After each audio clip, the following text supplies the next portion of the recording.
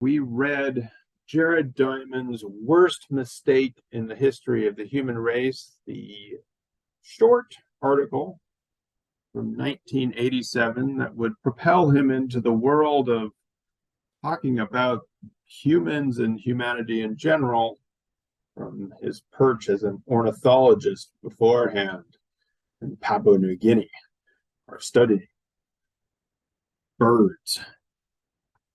10 years after that, he would publish the book Guns, Germs, and Steel, The Fates of Human Societies, which was a very long book, become a bestseller, the winner of the Pulitzer Prize.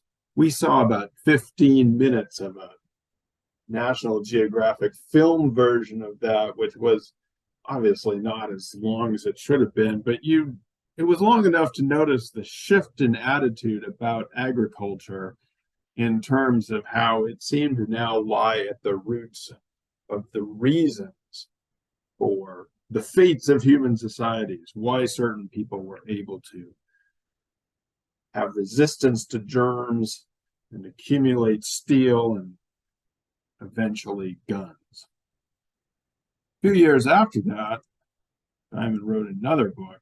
Well, he keeps writing books. Maybe he's done now. But he wrote a book called Collapse: How Societies Choose to Fail or Succeed.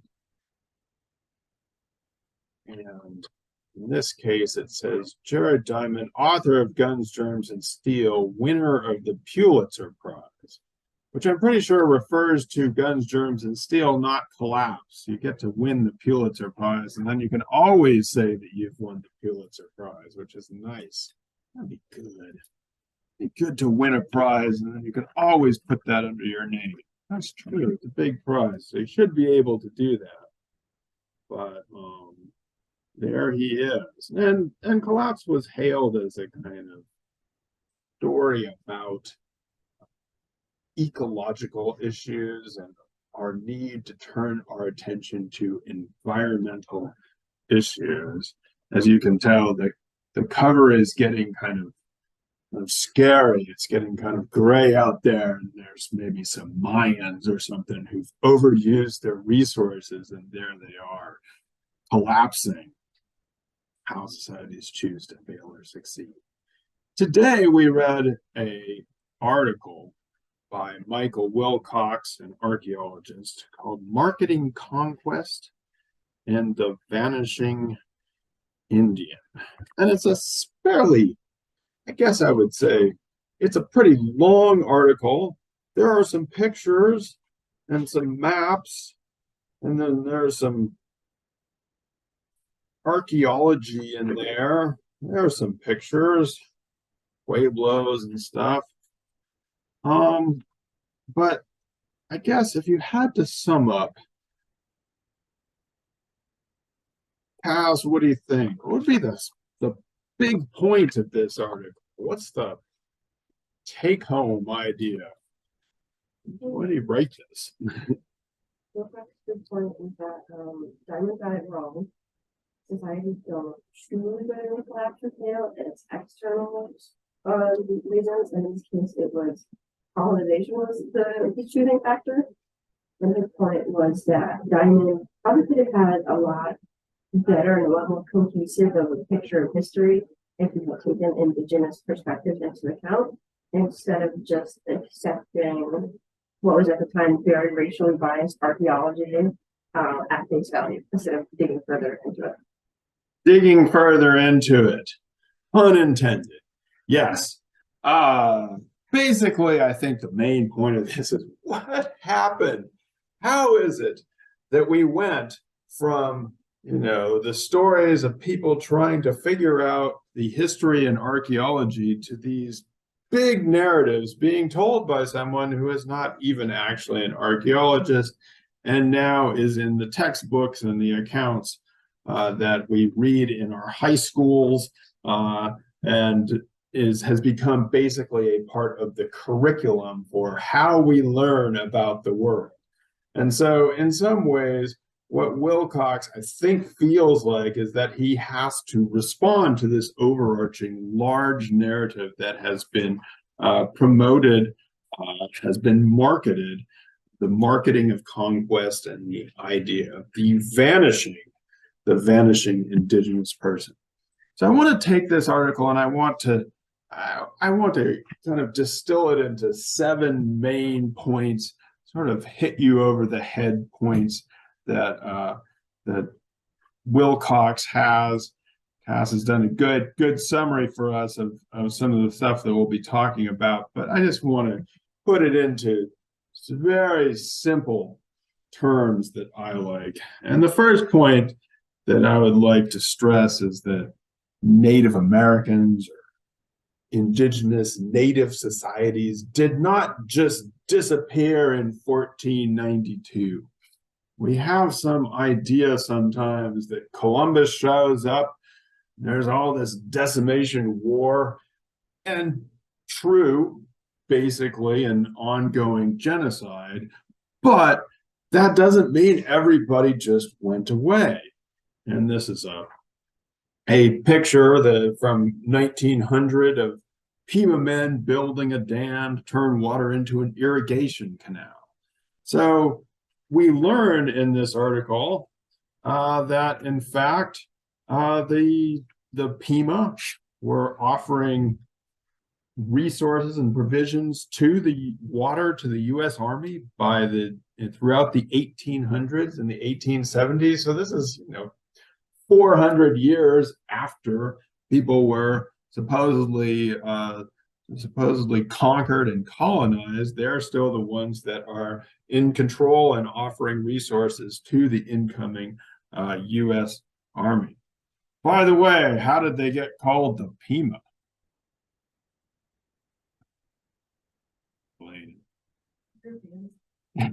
Yes, but there's a great story about that.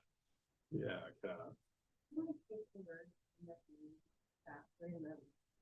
Because they didn't understand what we're trying to ask them. So they said, and we said, great, write that down. That's their name now. Right. Well, it's actually the Spanish who did this, not us. But the Pima never called themselves by that name. This is on page 94. In 1692, a party of Spanish soldiers happened upon a small group of O'odham men and asked them who they were.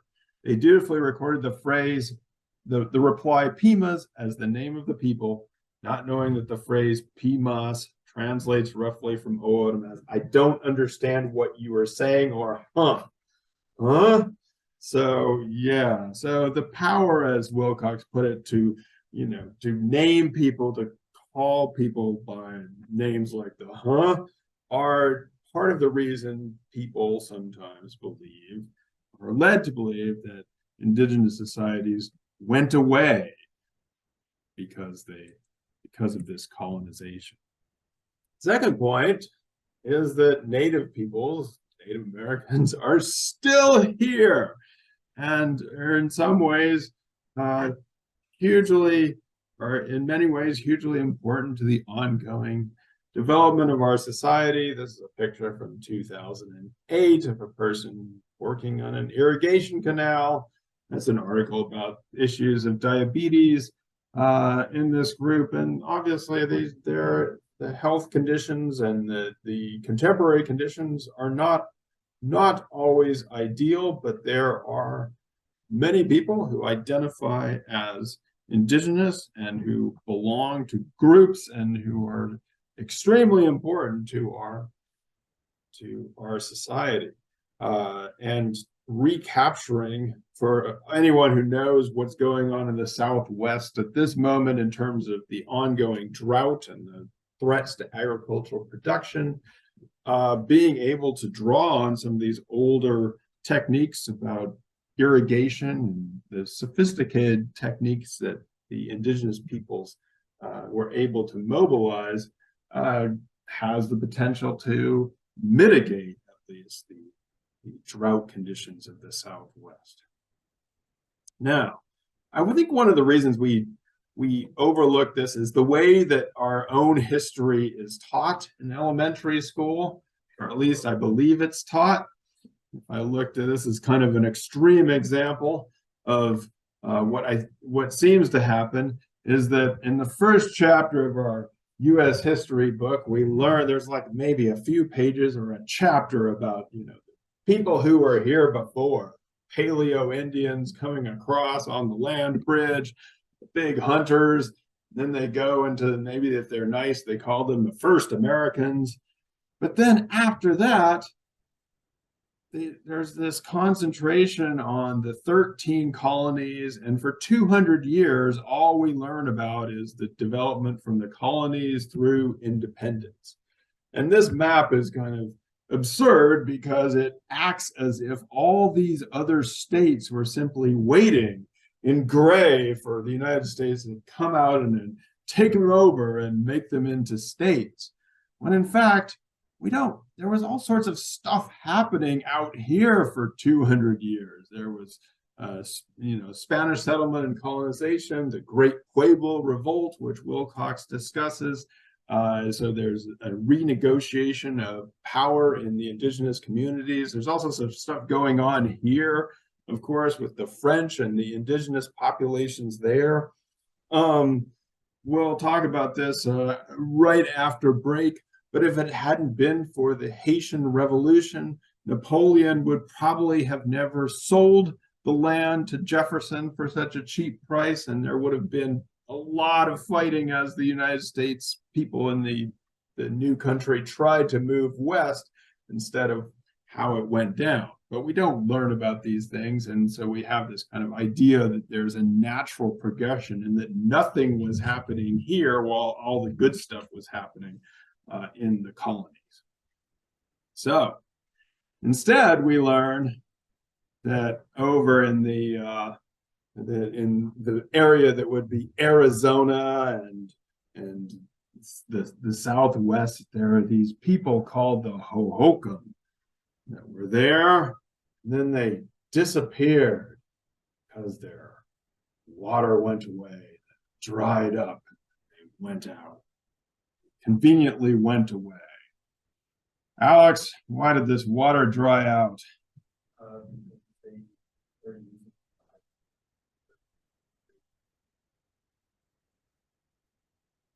Who was using all this water? Nah, the Hohokam weren't the way they weren't using the water. It was those Anglo farmers who came in and diverted all that water to their own farms in the 1850s. And so the water down the way that the O'odham were actually using, they couldn't get it anymore because it had been diverted to the farms, the other farms that had come in. Now they fought this in court. They actually went to Washington and had their own lawyers and were trying to get their water rights, but they lost. Hohokam, Wilcox says, is a myth. That is to say, it's a myth of a people, a prehistoric people who somehow disappeared. And I looked on the Arizona Experience Tourism website, and there's this wonderful passage about how the Hohokam were there living their life, and then they disappeared in 1453. How convenient to disappear in 1453. Now, this is not to say that, of course, there were societies that came and went. We talked about the Maya, and they had their peak, and they did transform and become different kinds of people. But the idea that people simply disappear, societies do rise and fall, and a lot of that did happen before, after, and outside of the influence of European colonization. But we have to be careful of these ideas that, there were no people there, they simply disappeared. For Wilcox, the real problem in terms of the way that the agricultural techniques that the O'odham had been using is not from their own issues, but because of what had happened in the 1850s. So, in terms of guns, germs, and steel, as Cass has told us at the beginning, Wilcox's claim is that guns, germs, and steel makes conquest into some kind of geographical accident. That is to say, it just happened that the Europeans lived in a place where there was all these domesticated animals and crops, and so it's nothing that they really did or didn't do. It's not what they chose to do. Conquest wasn't a choice, it was simply the accidental effect of the encounter between these societies. So that's, on the one hand, you have the accidental or the no choice conquest of the Americas. But on the other hand, you have, of course, collapse, how societies choose to fail or succeed. And it seems to be that only the indigenous societies are the ones that are choosing to fail. And so these books, in Wilcox's view, kind of are bookend each other, in that you have the Europeans accidentally conquering the Americas, whereas you have the indigenous societies that have chosen to fail. And we talked about in the last class, do you fail if you have built a successful society that lasts for 500 years, which is longer than any of our contemporary countries have been around? But the other thing is that, again, as we talked about, there's complex reasons why societies arise and fall. And as Wilcox put it, a lot of the reasons why the indigenous societies fell in the Americas was not because of the accidental conquest, but the ongoing process of colonization. So, what should we do instead? Ariana, what should Wilcox, what should Jared Diamond have done according to Wilcox? What kind of archaeology should we be doing?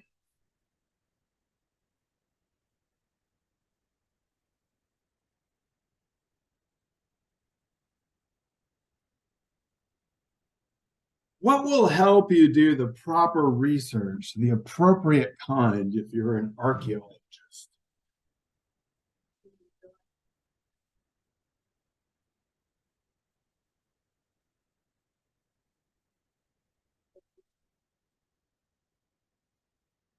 What might we want to do when we get to a place, Cass?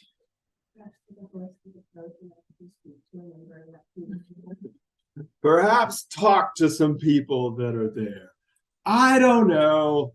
They might not have anything to say. That is true. But they might. You might just talk to some people that are there in the site, that live in the place, that are in descendant communities where the people were. And so this may be a very simple point, but that archaeology is, you'll do better archaeology if you actually talk to the people that are there. It will be more powerful and holistic and all of those things. Again, maybe they don't. There are certainly times when archaeologists show up and they have some stuff and people are like, oh, we have no idea what's going on there. Fine. But, you might ask. You should ask. His last point, which is kind of at the end of the article, I may reassign the last couple pages for Wednesday after break, but we'll get to that when we see. His last point is that societies may be conquered militarily by guns, germs, and steel, but they aren't transformed by them. Like a military conquest can take place, but it doesn't fundamentally necessarily change the nature of the society. And in Wilcox's view, the things that actually do that or did that in this case were lawyers, gods, and money. And that in some ways, what happened is the conquest was being justified by a particularly militarized version of Christianity, in which resisting the Spanish became equivalent to resisting Christ and resisting Christianity. And so that justified the use of of force, obviously money, the desire for land and water, and being able to argue your case in court so that if you are able to acquire this land and water, you can keep other people away from it. So what he is saying is that it was not an ecological destiny that the indigenous societies would suffer under these conditions, but a product of actual political and ideological conflict and choices that people made in society in order to facilitate the triumph or the success of certain groups and the subordination of others. And so what Wilcox says, well, he says something interesting. Assuming that Indians, and in this case, well, there's a reason he can use that word. Assuming that Indians are still here, as I am forced to do. Why is Wilcox forced to assume that indigenous peoples are still here? As I am forced to do.